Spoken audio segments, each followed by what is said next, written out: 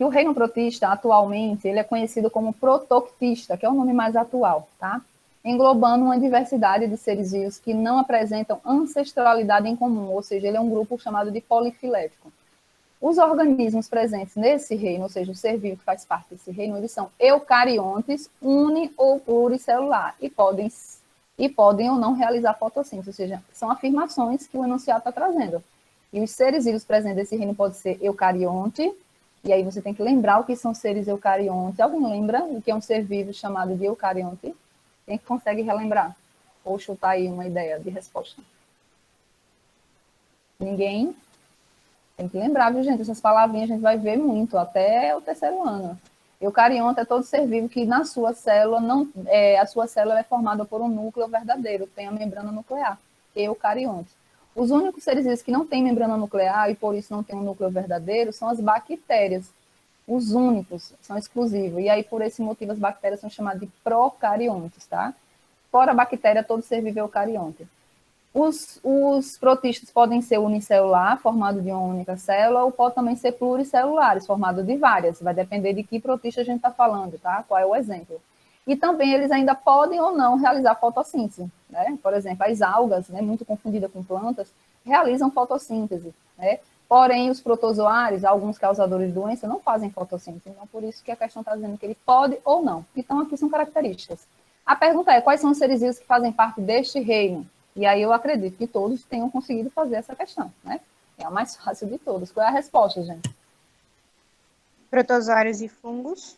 Protozoários e algas. Tire fungos, porque fungos é do reino fungi, é o nosso próximo reino, tá? Então, corrija aí. Protozoário e algas. Aí eu trouxe aqui alguns exemplos de protozoário e algas. Aqui eu tenho as algas, do lado esquerdo, é alga verde, alga Tá vendo, professora, que eu não gosto de enviar antes? Estou entendendo como você está falando, é.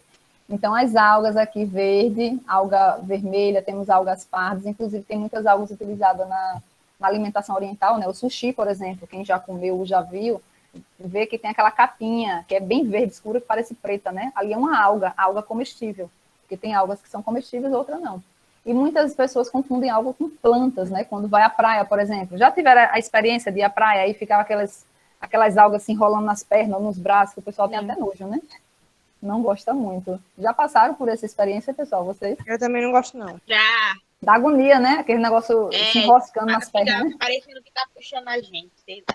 Ali são algas e muita gente acha que é planta, mas não são planta. Na verdade, as algas são grupos primitivos das plantas. Foi a partir delas que as plantas surgiram, tá? Mas elas não podem ser consideradas plantas porque as algas não possuem tecido verdadeiro para formar órgãos, estruturas, né, de caule, folha, flor, fruta, aquelas coisas que todas as plantas, ou a maioria, possuem. Então, elas são mais simples.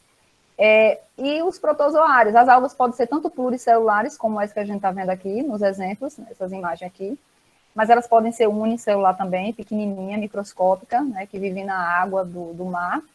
E nós temos os protozoários, que é um outro grupo de protistas que fazem parte desse reino. Temos aqui a ameba, muito conhecida, né, o nome dela, causadora de muita doença intestinal.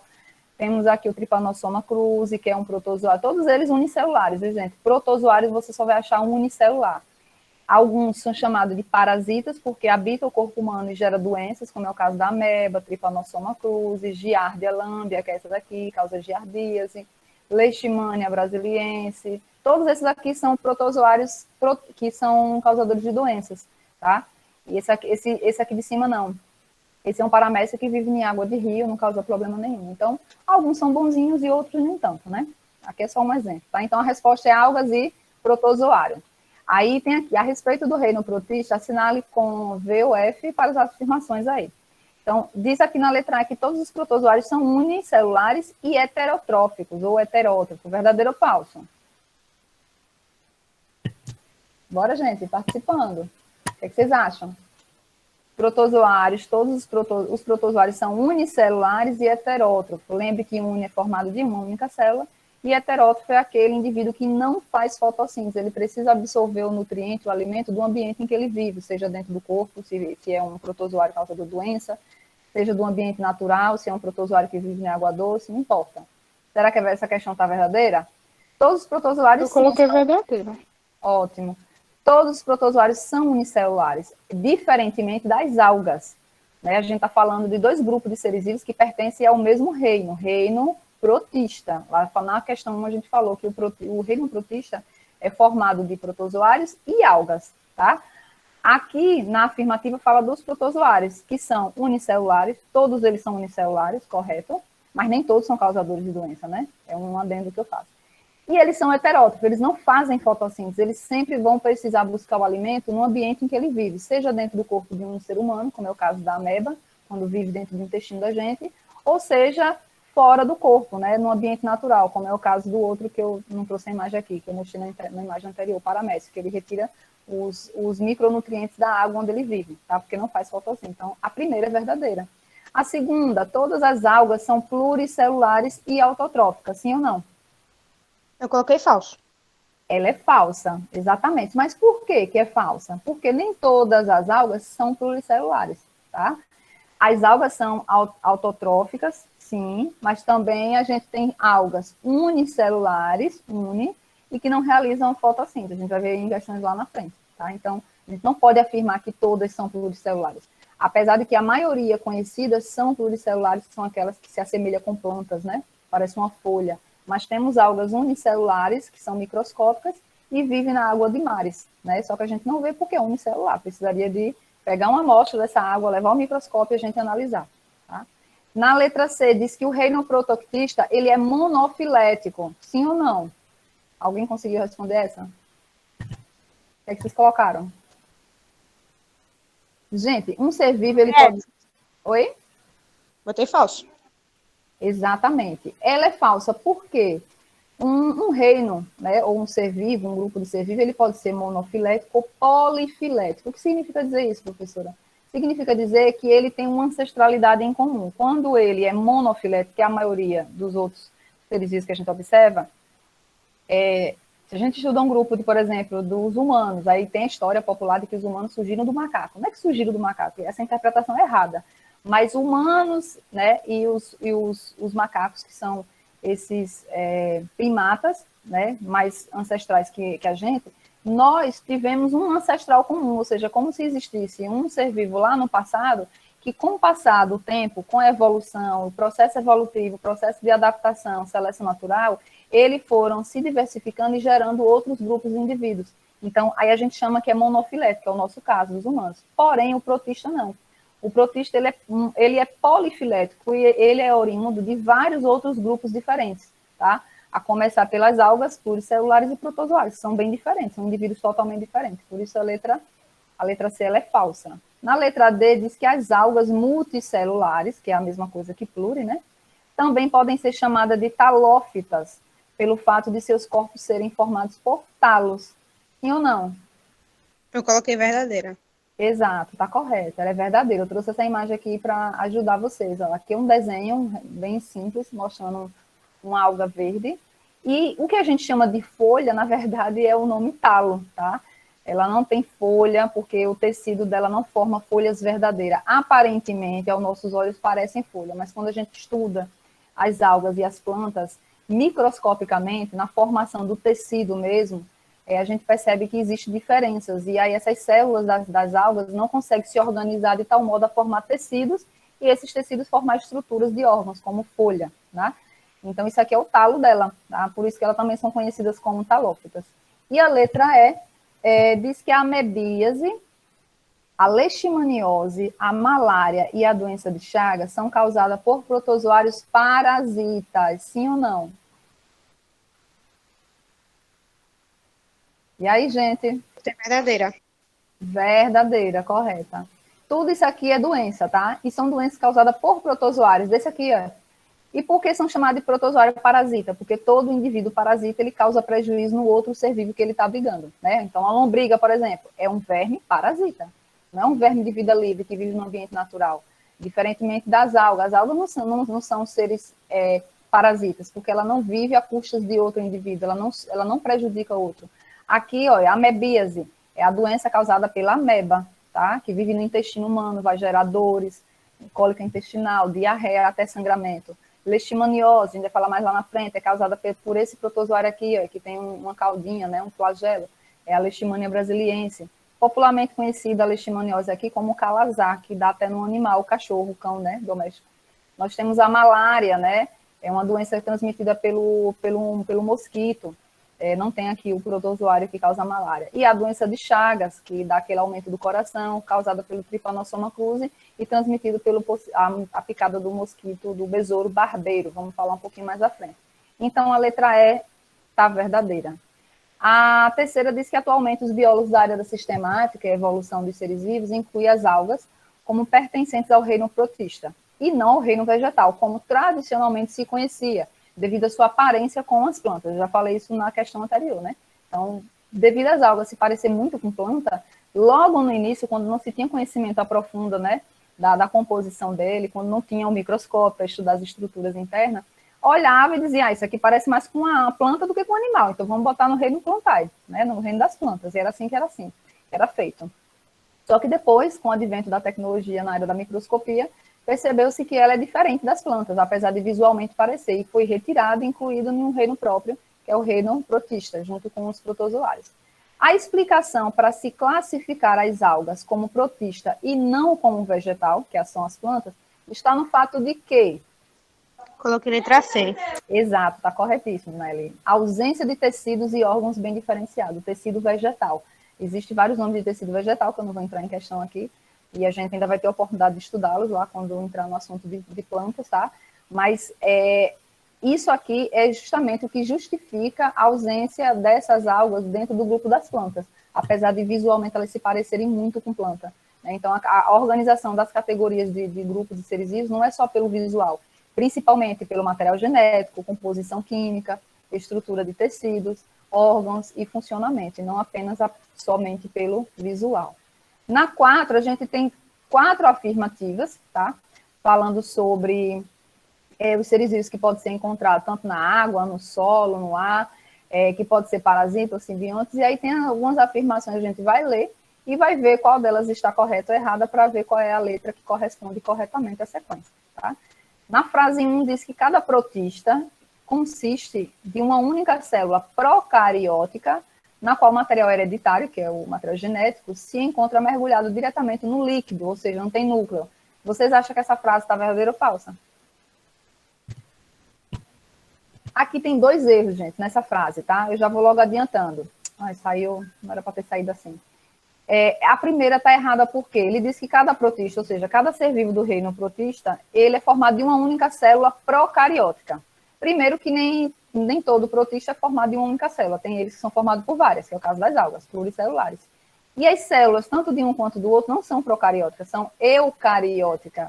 Os únicos seres que têm célula procariótica são as bactérias.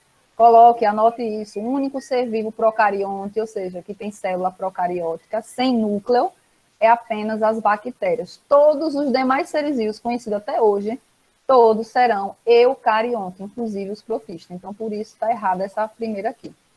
A 2 também está errada, porque ele fala o seguinte, algumas formas parasíticas de protista, ou seja, alguns protistas parasitas que causam doença, né? Provocam doenças bastante conhecidas, como a malária, febre amarela e tétano. Por que está errada essa aqui? A gente viu há poucos instantes que alguns protozoários que causam doenças, eles são chamados também de parasitas. E trouxe 3 doenças aqui. O que é que vocês acham que está errado nessa afirmativa 2? Alguém consegue identificar o erro aqui?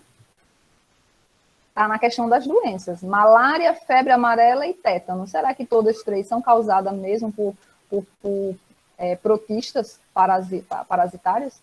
Malária, Não. sim. A malária é causada por um protozoário, tá?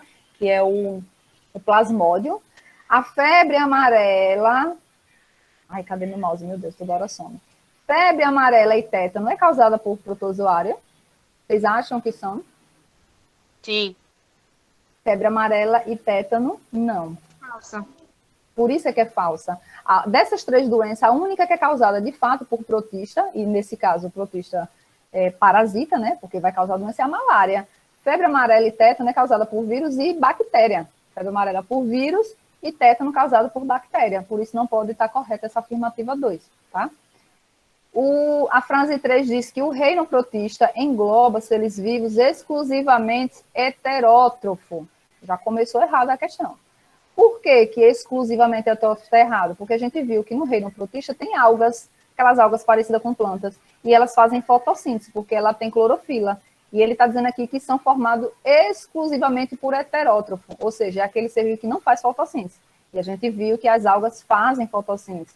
Por isso, muitas delas têm aquela corzinha verde, porque elas têm o pigmento clorofila, que vai fazer a fotossíntese igual as plantas fazem, tá? Então, tá errado. Outro erro que está dizendo que os protistas são exclusivamente pluricelulares. Tem pluricelulares e tem unicelulares. Não é exclusivamente pluri, tá?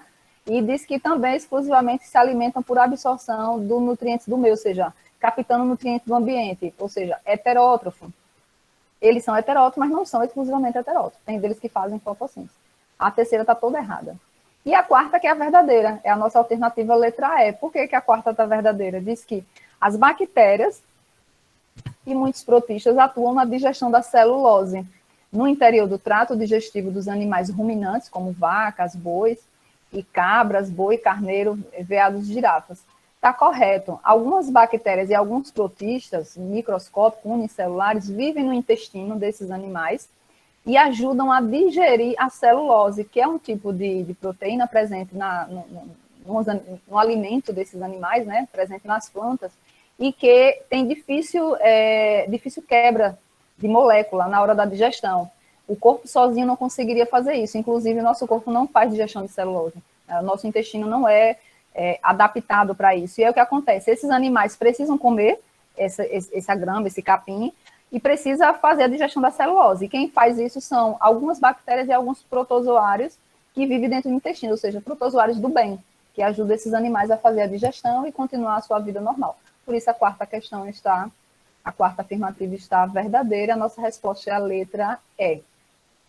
Ok aí? Alguma dúvida? Podemos seguir, né?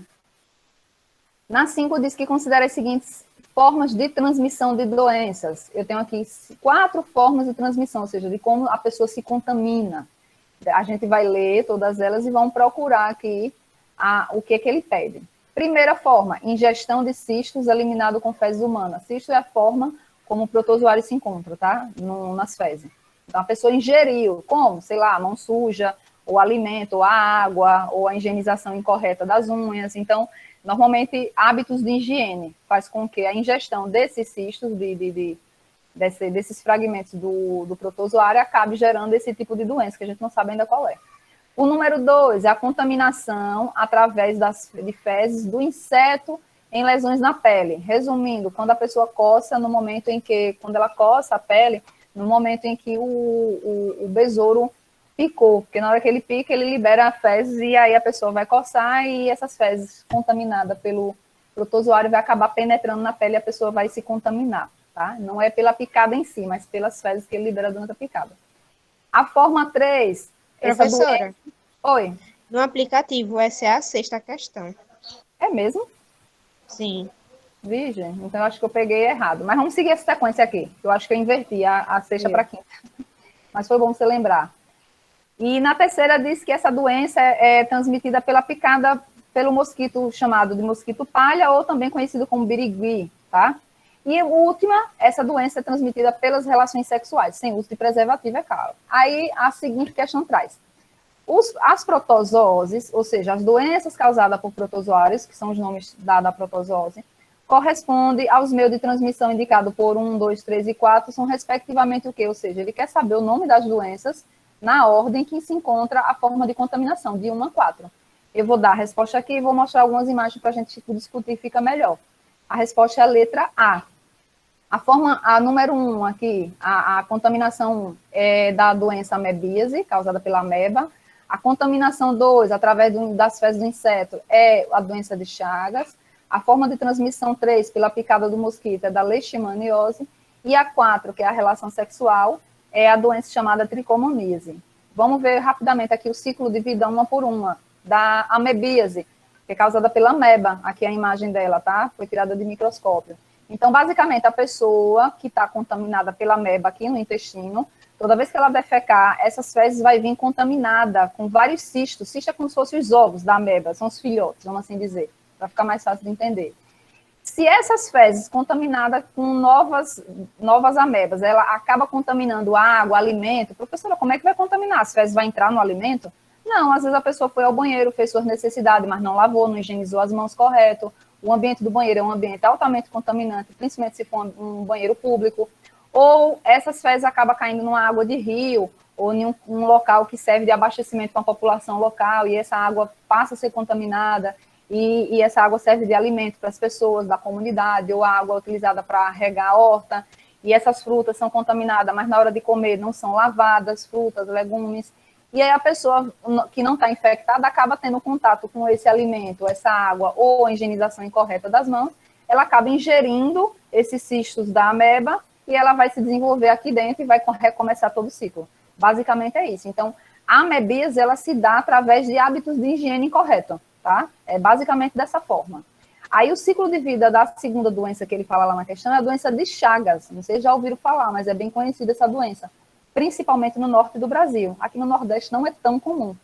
Quer dizer, desculpa, a malária, estou falando da malária. Aqui no Nordeste é mais comum nas regiões onde tem aquelas casas de pau a pique, de barro, né? Que é barro batido na parede. Eu não sei se vocês já tiveram contato ou já viram casos assim. Porque esse barbeiro, que é um besouro, né? Ele parece uma baratinha, ele fica escondido nas frestazinhas, nos espaços desse barro batido na parede, que é o local de preferência dele, de sobrevivência. E à noite, normalmente, quando a pessoa está dormindo, ele anda por cima da pele da pessoa, pica a pessoa, porque o intuito do mosquito picar é sugar o sangue, porque quem pica é sempre a fêmea, e a fêmea precisa do sangue para amadurecer seus ovos e pôr mais filhotes. Só que na hora que ele pica a pessoa, ele libera fezes, microfezes, que não dá nem para ver, né, de tão pequena. Só que a gente tem o ato de coçar quando o mosquito pica a gente, não é verdade? É uma atitude natural.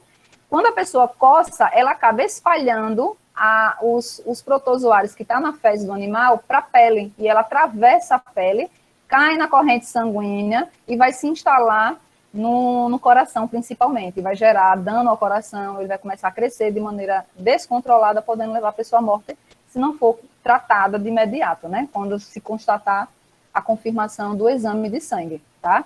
E já levou muita gente à morte, tá? Hoje em dia está um pouco mais controlado no Brasil, porque criou-se um projeto de governo, algumas décadas atrás, para substituir as casas de barro por casa de alvenaria. Casa normal, né, dessas de hoje, com tijolo, cimento e reboco, porque aí esses barbeiros não vão ter condições demais de se proliferar, porque eles gostam mais de ambiente que a casa é feita de barro, né? É muito comum nos interiores mesmo, aquele interior bem distante, né? Povoadozinho, que é muito comum. Esse terceiro ciclo da doença é a leishmaniose, conhecida popularmente aqui como calazar, porque também ataca, sem querer, alguns mamíferos, como é o caso do cão, o cachorro doméstico. Infelizmente, uma vez que o animal ele é contaminado, ele tem que ser sacrificado, porque não tem cura para o animal. No ser humano ainda tem, se for detectado, né, de imediato e a tempo. Como é que pega? Eu pego do cachorro? Não, tá? O sacrifício do animal não é no intuito de ele não contaminar as pessoas, porque a gente não pega pelo contato direto, mas em si, para ele não servir de reservatório, tendo em vista que ele não tem mais cura, e os mosquitos, palha, se picar esse animal no intuito de sugar sangue, quando esse mosquito cheio de sangue contaminado pica uma pessoa saudável, ele acaba transferindo os protozoários chamados de leishmaniose brasiliense para essa pessoa, que vai se multiplicar, e essa pessoa vai acabar servindo também de foco de transmissão para novos mosquitos, pegar o sangue contaminado e levar para pessoas saudáveis. E assim todo o ciclo recomeça. Ela é muito conhecida como doença do cachorro, que é o calazar. E tem cura, tá, pessoal? Também no ser humano, né?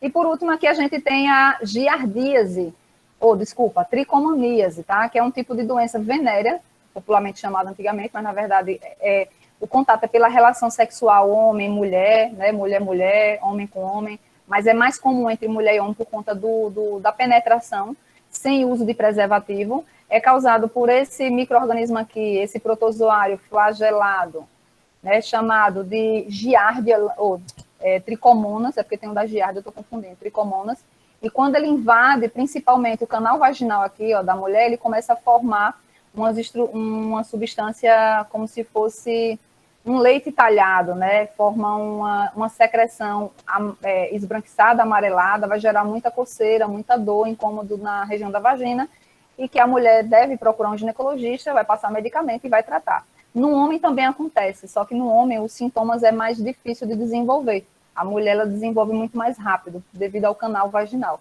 tá? Mas tanto o homem quanto a mulher pode pegar. E tem cura a partir de medicamento, quando o médico analisa, faz o exame de lâmina, né? E detecta a presença desse protozoário unicelular, tá? Então, aí são algumas doenças que foi citada lá na questão 5. Vê aí se essa questão é a 5 agora, no material de vocês, que tem essa figura. As figuras abaixo, eu inverti essa mesmo. a ordem. As figuras abaixo foram extraídas de uma bula de um medicamento e representam procedimentos, ou seja, atitudes, né, que podem ser adotados na prevenção de algumas doenças. Das protozooses, ou seja, gente, protozooses são doenças causadas por protozoários, não esqueçam, tá? Do mesmo jeito que viroses são doenças causadas por vírus. Então, das protozooses, ou seja, das doenças causadas por protozoários, dessas que estão aqui embaixo, a única que pode ser evitada adotando esses procedimentos da figura aqui é a qual? Amebíase, doença de Chagas, leishmaniose, malária ou teníase. O que é que vocês acham? Eu coloquei A. A amebíase, lavar as mãos antes das refeições, após usar o sanitário, conservar as unhas sempre cortadas e limpas e manter as instalações sanitárias sempre em boa higiene, ou seja, hábitos de higiene. E eu falei lá atrás exatamente isso, que a amebíase ela é transmitida através de hábitos não higiênicos, ou seja, quando não se mantém higienização tanto pessoal quanto dos alimentos, né? Poderia acrescentar aqui nessa figura alimentos contaminados, água não tratada, tá? Tá correta a letra A. Doença de Chagas não pode, porque é transmitida pelo besouro barbeiro. Leishmaniose também não pode ser, porque ela só se pega pela picada do mosquito palha. A malária também não, por conta do outro mosquito que transmite a malária. E a teníase não é nem protozoose, teníase é uma verminose, é causada por um animal de verme, né, causado pela tênia soli ou tênia saginata, que é transmitido pela carne de porco ou de boi contaminada em mal passado. Correto, a letra A.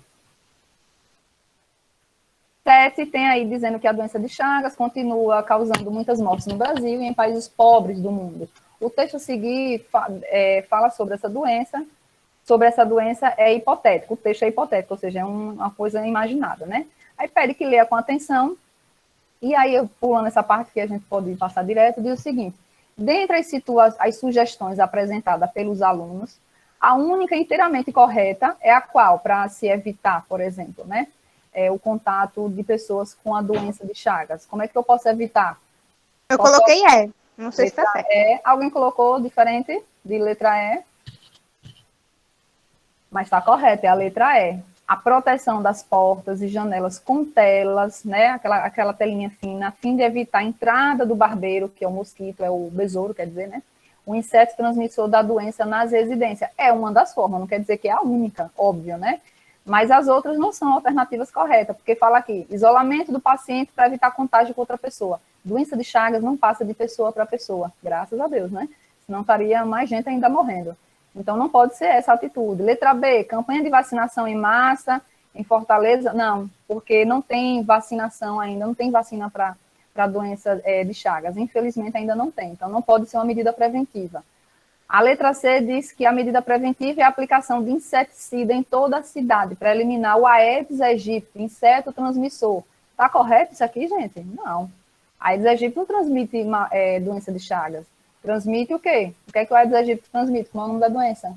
Que aqui é muito comum, né? Diga-se de passagem, aqui em Sergipe. No Nordeste inteiro como um todo.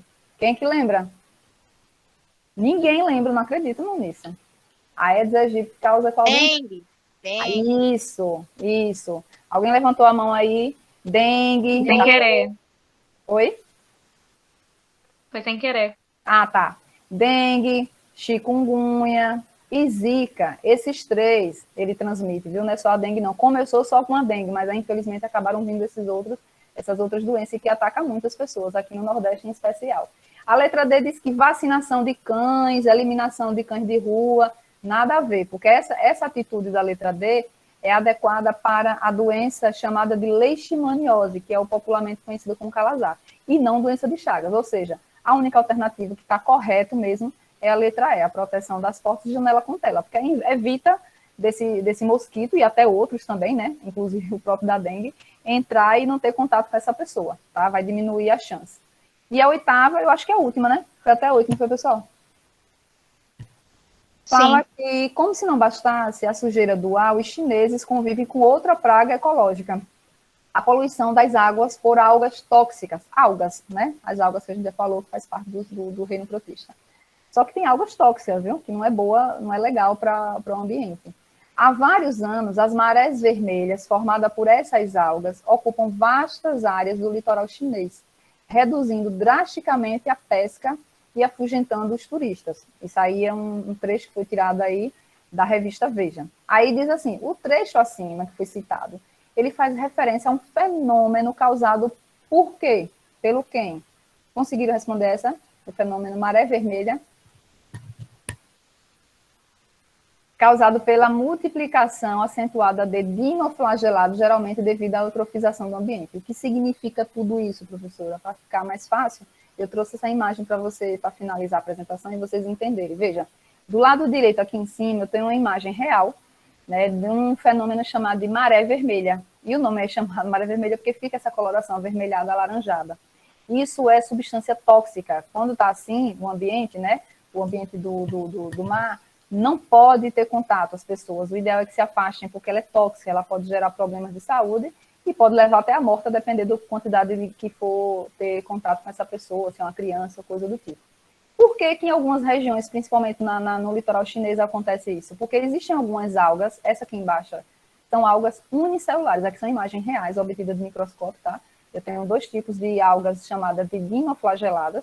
Elas vivem naturalmente no mar, aqui, tá? Naturalmente, é o ambiente delas. Só que o que acontece? Quando elas produzem uma substância tóxica, só que a quantidade natural dela não chega a ser prejudicial para ninguém. O que é prejudicial? Quando essas algas, elas começam a se multiplicar de maneira excessiva. A população dessas algas começa a aumentar drasticamente. E por que elas se multiplicam? Por conta de um fenômeno chamado de eutrofização. O que é eutrofização? A eutrofização é a adição no ambiente aquático de nutrientes em excesso. Aqui em cima eu tenho um ambiente em equilíbrio, lá na parte de cima aqui, ó, acompanha aqui com o meu mouse, tá? Eu tenho aqui nitrogênio e fósforo, são nutrientes que estão em níveis normais na água do mar. As algas vão consumir, porque serve de alimento para produzir seus nutrientes lá na fotossíntese, até aí ok. E, consequentemente, as algas vão produzir vão consumir oxigênio durante o seu processo de sobrevivência normal, tá? Mas ela não vai consumir tanto oxigênio, ela vai conseguir dividir uma parte desse oxigênio do mar com ela e com os animais que ali vivem, como peixes e outros. Até aí, ok.